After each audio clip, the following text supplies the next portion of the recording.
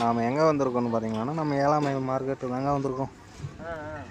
பாருங்க, தான் 7ஆம் மைல் மார்க்கெட்டு மொத்தம் காலியாக இருக்குது, எம்டி. சரக்கு சுத்தமாக வரல.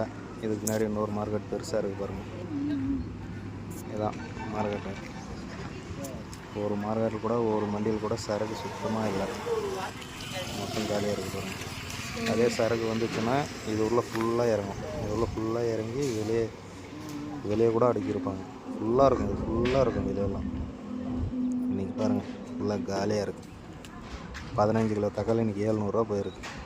15 கிலோ தக்காளி 700 கிலோ 46 ரூபா 66 பைசா. 50 ரூபா கணக்கு வச்சுக்கோங்க.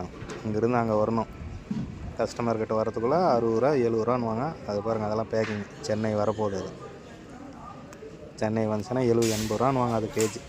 இது பாருங்கள், வண்டியில் இறக்குறாங்க. இது 650 ரூபான்னு சொல்லியிருக்காங்க. சரக்கு எப்படி இருக்குது, நல்லா இருக்குல்ல?